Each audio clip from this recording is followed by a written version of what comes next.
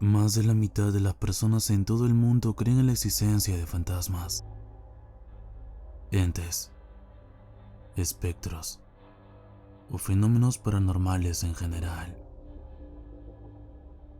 Una parte de esos han informado alguna vez sobre sensaciones y experiencias personales, como sentirse observados o incluso sentirse perseguidos y repudiados en su propia casa. Otras sensaciones descritas son, por ejemplo, entrar en pánico debido a una presencia invisible en una habitación. Pero en otros casos, van mucho más allá de las sensaciones, como el caso de la viuda de un famoso bombero en Bronx, Nueva York, que falleció en el fatídico incendio conocido como el Domingo Negro, el 23 de enero de 2005, quien afirma que estaba siendo atormentada por un demonio después de mudarse con sus dos hijas a su nueva casa en Long Island en 2006. Los medios de comunicación nacionales han hecho eco de la terrible historia de la familia Meiran, al punto de que tuvieron que huir de su antigua casa en Malverne para escapar de los recuerdos dolorosos y de la atención de los medios de comunicación poco después del fallecimiento de la cabeza de la familia, el teniente Curtis Meiran. Después de trasladarse a su nueva casa, la esposa de Curtis, Janet Meiran, de 53 años, dijo recientemente que tenía una sensación espeluznante en el bungalow de 2 pisos, ubicado en los bosques del condado de Suffolk, en la calle James. En un principio, se pensó que era una sensación de inseguridad, lo que hizo que los amigos del difunto esposo se ofrecieran a solucionar el problema. Unos días después, los amigos instalaron un conjunto de cámaras de seguridad en el hogar, además de incorporar un sistema de seguridad completo, lo que ayudó a Janet a sentirse más segura con sus 2 hijas pequeñas. Pero por desgracia, los peores temores se hicieron realidad. En 2006, una noche los sistemas de seguridad alertaron de presencias alrededor de su vivienda. Janet rápidamente se puso delante de los monitores de las cámaras y pudo observar a varios hombres encapuchados que se encontraban en su patio trasero. Pero lo sorprendente era que las siluetas eran transparentes. Ellos eran transparentes, al igual que los contornos de las personas. Era salvaje. No me lo podía creer. Me eché agua en la cara, dijo Janet a los medios de comunicación. Pero solo fue el principio de la pesadilla. Sus hijas también comenzaron a ver misteriosas siluetas por toda la casa. Ángela, ahora de 18 años, y Danine, de 15. Por las noches escuchaban extraños susurros y fuertes estruendos provenientes del interior de las paredes de sus habitaciones. Janet, al no saber qué hacer, explicó lo que estaba sucediendo a sus amigos los bomberos, quienes en una investigación a fondo por toda la casa, descubrieron una gran estrella de 5 puntas en el sótano, junto con huesos de animales y dientes humanos. También encontraron un inquietante diario escrito a partir de 1927 por una joven llamada Cristina. En él se detallaban los abusos sexuales a los que había sido sometida por parte de su padre, que pertenecía a una secta a la cual realizaba sacrificios con animales y personas. Una parte del diario decía: él me hizo sangrar de igual manera que hacía sangrar a los animales. Una de las situaciones más aterradoras que sufrió la familia Meiran fue cuando Janet regresó a su casa, encontrando las puertas de los armarios abiertas, las ollas y los sartenes esparcidos por el suelo de la cocina. Su hija Ángela se encontraba acurrucada en su habitación, aterrada de miedo y llorando. Ella dijo que todo comenzó a volar por toda la cocina. En 2008, Janet ya no podía soportar más la situación, así que se puso en contacto con un sacerdote, quien después de investigar todos los habitáculos de la casa, trajo botellas de agua bendita para realizar un ritual cristiano de limpieza espiritual. Pero no funcionó. En 2009, la pequeña Ángela estaba sentada en un columpio en el patio de atrás cuando sintió que una fuerza la empujó desde atrás y la tiró del columpio, rompiéndose el tobillo. Ángela también fue testigo de una misteriosa figura que apareció en el espejo de su dormitorio. Medía 2,5 metros. Tenía cuernos y una cola. Se inclinó y salió del espejo. Vi sus garras. Caminó hacia mí. Olía podrido, a carne muerta, dijo ella. Después de todos esos episodios, Janet contrató un parapsicólogo y una psíquica para que se deshiciesen de los espíritus que se encontraban en su casa. El investigador dijo que el sótano era un acceso para el mal y que con las remodelaciones en la casa habían molestado a un demonio que se encontraba allí abajo, el cual había sido llamado mediante los rituales que la secta realizaba en la propia casa.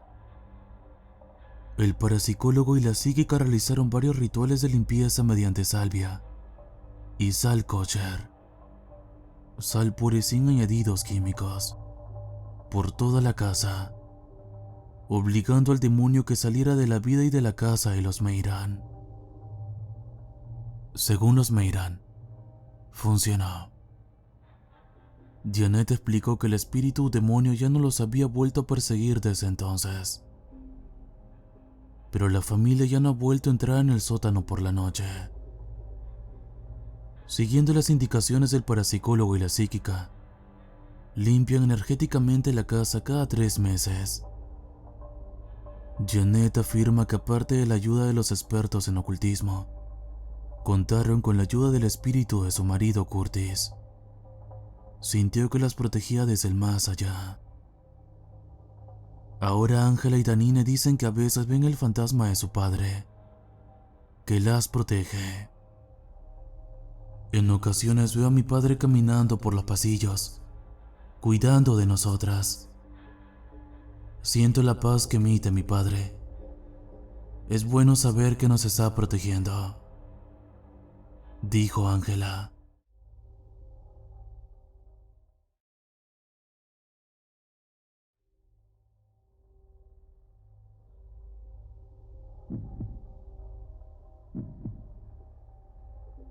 Tal vez hecho con sangre de santeros y brujos, con alguna clase de hechizo, alquimia, sangre de bebés abortados que clama venganza, tal vez un experimento fracasado. Lo único que se sabe realmente es que ese ser no descansará hasta acabar con cada ser humano del planeta. La historia del engendro. En el año 1347, en Europa. Sí, escuchase bien, la misma época de la peste negra. Los habitantes de distintas ciudades empezaron a encontrar los cuerpos de los fallecidos cercenados y mutilados de distintas maneras, con la característica común de que la sangre del cuerpo había sido totalmente drenada de estos. Hasta ahora, no se ha encontrado alguna explicación lógica del por qué esos cuerpos fueron hallados así, y muy poca gente sabe esa información debido a que esa se debilitó con el tiempo. En el año 1507, algunas de las pequeñas colonias españolas eran atacadas por indígenas. Mas algunas personas que sobrevivieron a esos ataques mencionaron un ser hecho de barro o sangre, que cortaba las extremidades de los soldados españoles y entraba en ellos por esas, para atravesarlos como lanzas desde adentro. Además de eso, varios dibujos de un ser parecido a las descripciones fueron hallados en los jeroglíficos indígenas. Muchos de estos están borrosos o fueron eliminados con el paso de los años. Desde el año 1980 hasta la actualidad, se han reportado asesinatos muy violentos en todo el mundo. Solo ocurren cuando se le hace mantenimiento al alcantarillado de las ciudades. Pocos de los testigos son capaces de describir al asesino debido a que muchos de esos quedan esquizofrénicos o dementes debido a la crudeza de los hechos. En los informes policiales se encuentran varias descripciones similares. Parecía hecho de algo baboso. Momentos antes del ataque, un olor a sangre muy intenso llegó a nosotros. Atravesó a mis compañeros y luego desapareció de manera súbita, para reaparecer cortando desde adentro a mis colegas. Su cabeza era casi circular. Sus ojos eran blancos y no tenían pupilas. Y su sonrisa, esa maldita sonrisa que te atravesaba como un cuchillo. Esa sonrisa que solo aumentaba mientras mutilaba cruelmente a mis compañeros. Jamás olvidaré esa sonrisa de psicópata. Lo que sea que fuera esa cosa, no debía tener corazón.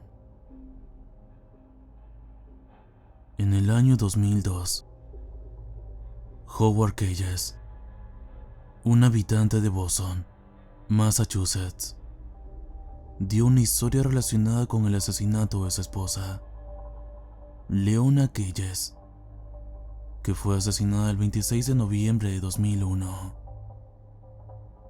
Todo comenzó una fría mañana de noviembre del año pasado. Mi esposa y yo apenas nos mudábamos a Boston y pensábamos formar una familia en aquel hermoso lugar. Empezamos a desempacar en la casa que recién compramos y en mi mente no dejaban de resonar las palabras del vendedor. Es mejor que verifiques que la tubería del patio trasero esté completamente cerrada. Siempre compraba una nueva y esa se abría de repente. Sin hacerle caso a eso, seguí desempacando hasta llegar el mediodía. Mi esposa estaba preparando el almuerzo cuando de repente escuchamos un fuerte estruendo, entremezclado con sonidos que parecían ser de rasguños y gritos. Nos asustamos y fuimos al patio, de donde provenían los sonidos. Al llegar, solo vimos cómo se terminaba de romper muy violentamente la tubería del patio. Ella me dijo: mañana hay que llamar al fontanero. Debimos haberle hecho caso al vendedor. Simplemente no entendía, ni quería entender, cómo una tubería podía hacer sonidos tan escalofriantes como los de gritos y rasguños. Quizá fueron una advertencia a la que debimos escuchar.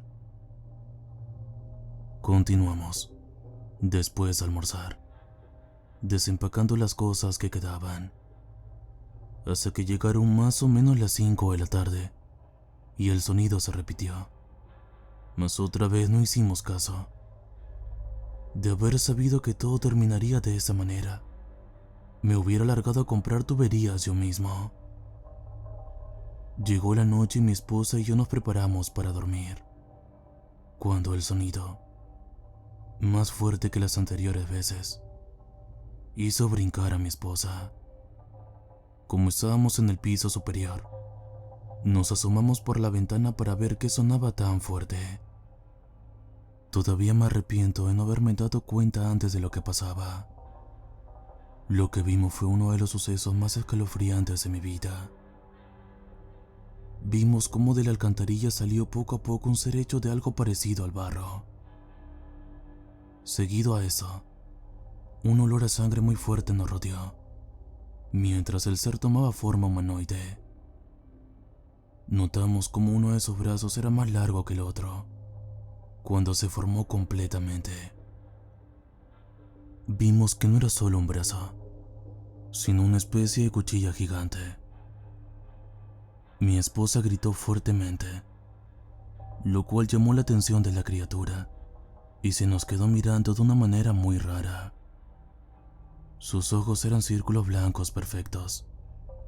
No tenían pupilas, ni nariz, ni orejas. Pero su sonrisa, esa demencial sonrisa, tenía forma de media luna perfecta, con cortes de sierra que se asemejaban a dientes. Esa sonrisa fue tan traumante que aún me es difícil olvidarla.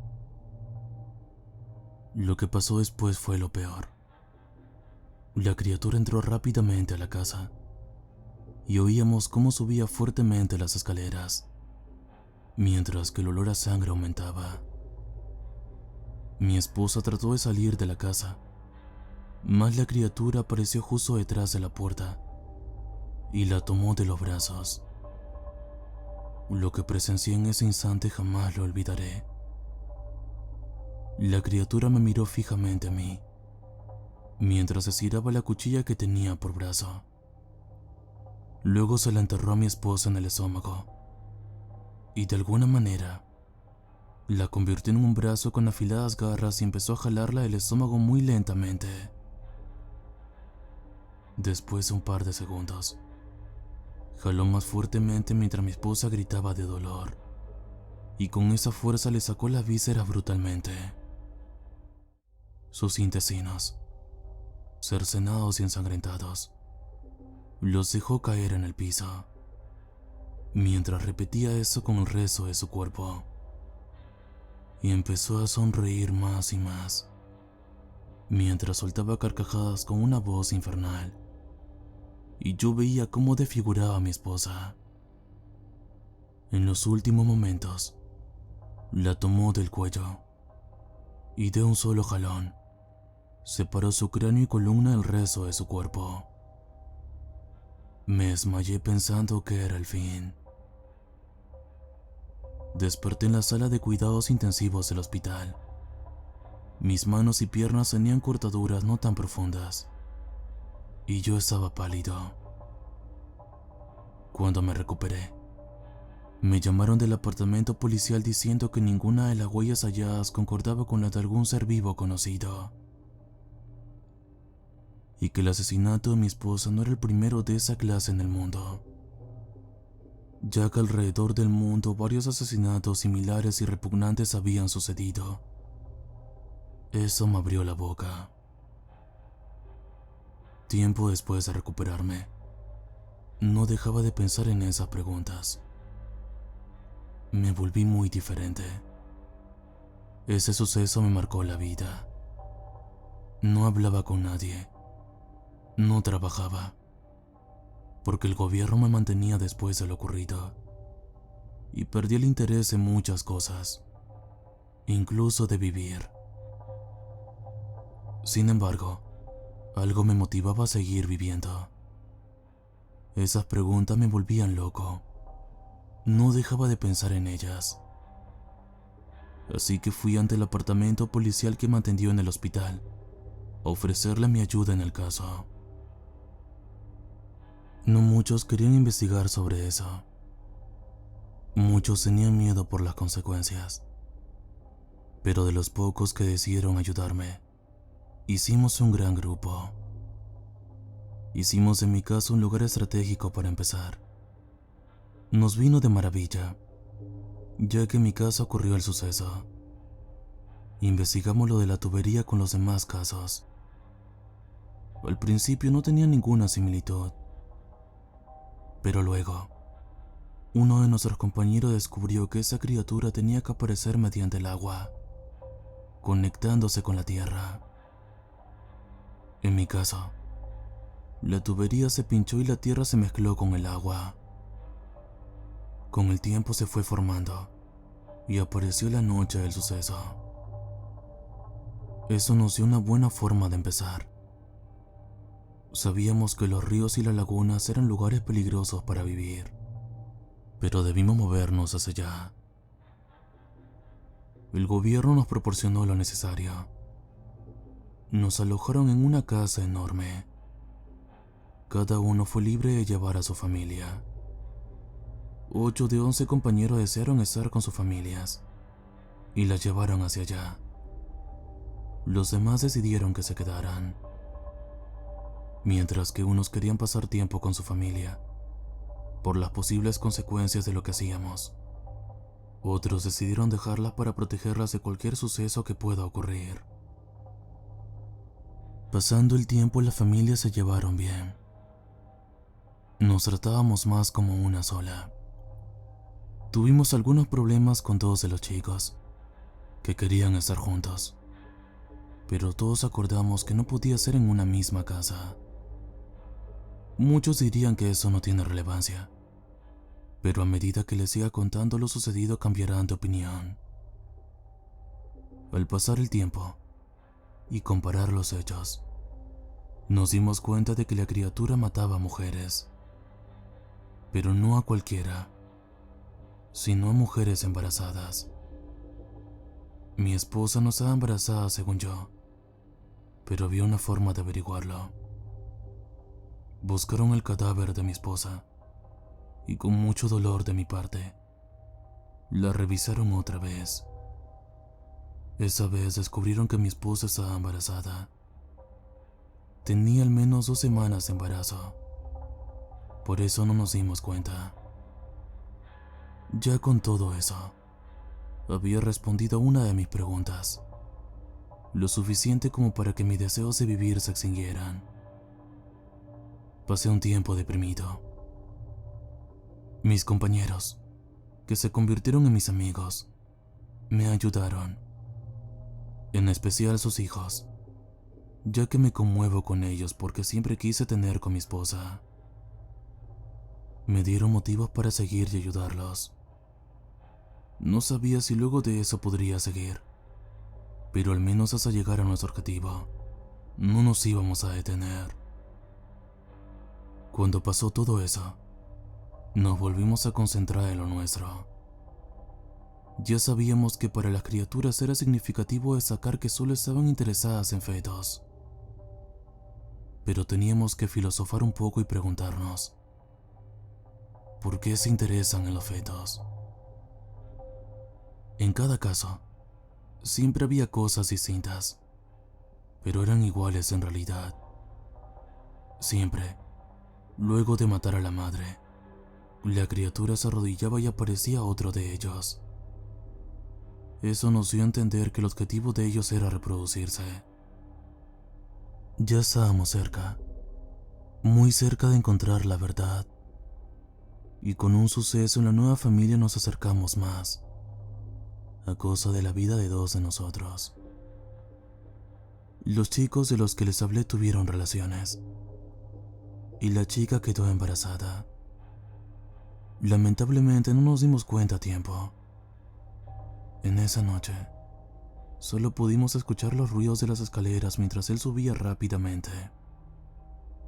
Cuando fuimos a ver dónde estaba, ya era tarde. El padre de la niña, al ver eso, se le abalanzó mientras la criatura estaba arrodillada haciendo el ritual. La criatura le clavó su cuchilla y casi instantáneamente se chorreó en sangre y se murió, dejando a nuestro amigo con una puñalada en el estómago. Lo llevamos a urgencias, pero no funcionó. Nuestro compañero murió. Con ese suceso todo el hogar quedó destrozado. Estábamos muy deprimidos y asustados. Algunos optaron por traer a sus familias para acá, ya que las podían mantener controladas. Yo, por mi parte, al no tener familia, solo me emborraché. Salí a discotecas y demás, pues la muerte de uno de mis mejores amigos la había visto frente a mis ojos, y no sabía cómo expresarme.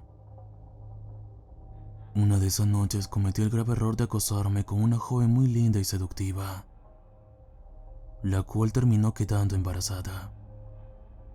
Pasó un mes, y solo lo sabemos ella y yo. Le pedí que se mudara con nosotros. Le expliqué lo que pasaba, pero no me creyó. Al final terminó mudándose por el bebé que tendríamos, el cual necesitaba de mí, un cuidado, educación y una buena vida. Les mentí a todos sobre ella, excepto a mis compañeros. No quería entrar ningún temor a la casa. Pasaron 4 meses y nada hemos averiguado. Todo está tranquilo. Es como si la criatura ya no existiera. Eso es un gran alivio, ya que es seguro que mi hijo nazca sano y salvo. Hace unos días llegó una invitación a una boda.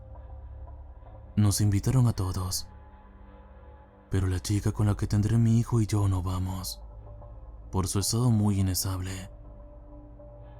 Ya es de noche. Todos se fueron. Está lloviendo y tronando muy fuerte. Hay una ventisca que hace sonar bien fuerte la casa. Debo admitir que es una noche muy extraña. Pero no pensaré en nada extraño, ya que hace meses que no ocurre nada. Subo las escaleras y me dirijo a ver cómo está la chica. Todo el camino hacia ella vengo pensando que todo está bien, que no pasará nada. Sin embargo, al entrar al pasillo que conecta con su habitación, siento como otra persona se entra en mi mente y me dice mientras camino: esto que hacemos, lo hacemos por el bien de la humanidad, por el bien de los niños. Ustedes nos han juzgado mal y nos han tratado de eliminar por eso. Nosotros solo queriéndoles ayudar. En ese instante entré a la habitación y estaba la criatura acabando de matar a la chica. Sacó el cuchillo, se arrodilló e hizo su ritual. No tenía ganas de detenerlo, así que solo observé y escuché lo que me decía mientras creaba a otra criatura. Su mundo está perdido. Toda la juventud es enferma, trabajada por el demonio para que sean como él quiera, controlados como marionetas. Esos niños solo vienen a equivocarse, a ser controlados, a estar muertos en vida. Ahí la criatura se paró, se aproximó a mí y se me encaramó, y su cuchillo la aproximaba lentamente a mí. Ya es hora de que tú te liberes. Ya es hora de que entiendas lo que somos. Ya es hora de que te conviertas en uno de nosotros. Al final pude entender lo que es un Blood Monster. Es un demonio tocado por Dios, el que se ha rebelado contra el demonio y ha hecho un pacto con Dios: destruir a toda la raza humana, acabando con sus descendientes, dándole vida a los bebés como Blood Monsters y cooperando con nuestra causa.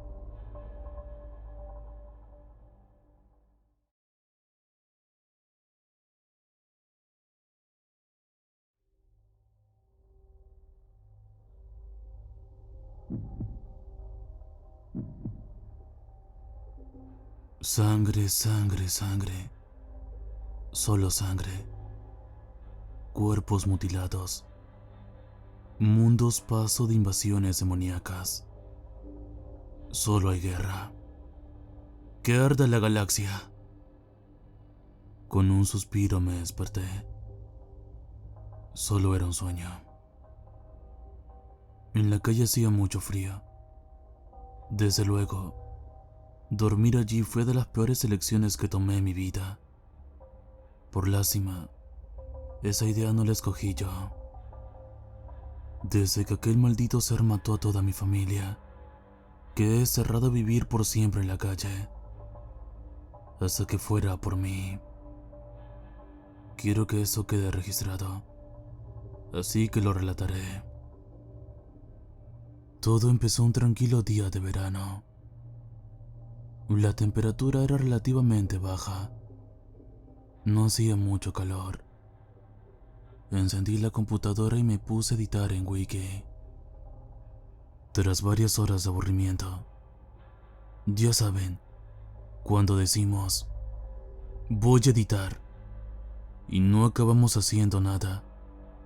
Vi a un usuario llamado Bloodletter en el chat. Dije, ¿qué rayos? Y me metí en el chat para conocerlo.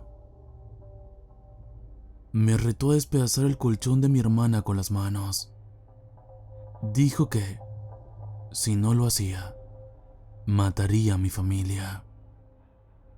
Le pedí explicaciones. Él dijo, invocarás al Señor del trono de cráneos, y la sangre de todos los humanos fluirá, mientras él ría a carcajadas. El Señor del trono de cráneos. Dije para mí. Claro, Corne. Le respondí. Nah, Corne no existe. Fue inventado por Games Workshop. Hazlo, o serás el primero. De repente, comenzó a llover fuertemente.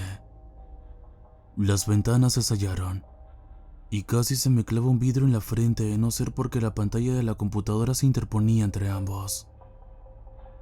Pasaron las horas y no me ocurría nada, hasta que un agonizante chillido se produjo en mi casa. Fui corriendo hacia su fuente, la habitación de mis padres. La cama de mis padres se había convertido en un agujero con un intenso brillo rojo en el centro que parecían llamas. También parecía no tener fondo. No supe más de mi madre. Mi hermana y yo, demasiado alertas como para percatarnos del peligro, fuimos a ver a nuestro padre. Nos lo encontramos decapitado en el baño, su cabeza en la ducha y su cuerpo en el suelo. Lloré. Estaba tan preocupado que no me di cuenta de que mi hermana había desaparecido. De repente se escucharon gritos de dolor en el cuarto de mi hermana. Ella tenía 19 años. Entré en su habitación para encontrarme con una escena tan sádica y perturbadora que... Trono. Se me caen las lágrimas. Con su espada. Ese maldito demonio. Intuyo que lo era. Había empalado literalmente a mi hermana. Corrí lo más rápido que pude. En el camino agarré el móvil de mi hermana. Al salir de mi casa con las lágrimas recorriéndome las mejillas, intenté llamar al amigo de mi hermana. El móvil no tenía batería. Me fui al primer lugar que conocía ahí. ¿Cuál se me ocurrió? La casa de mis abuelos. Al llegar ahí, no había nada más que escombros.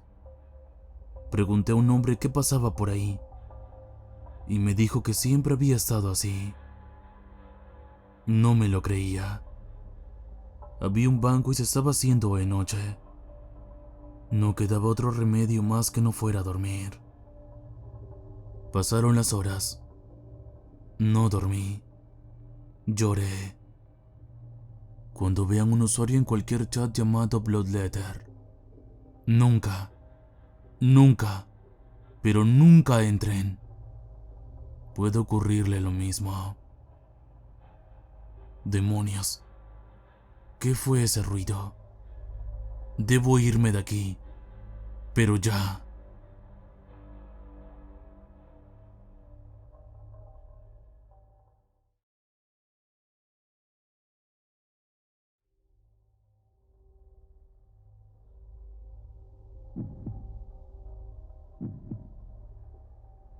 ¿Te gusta dormir?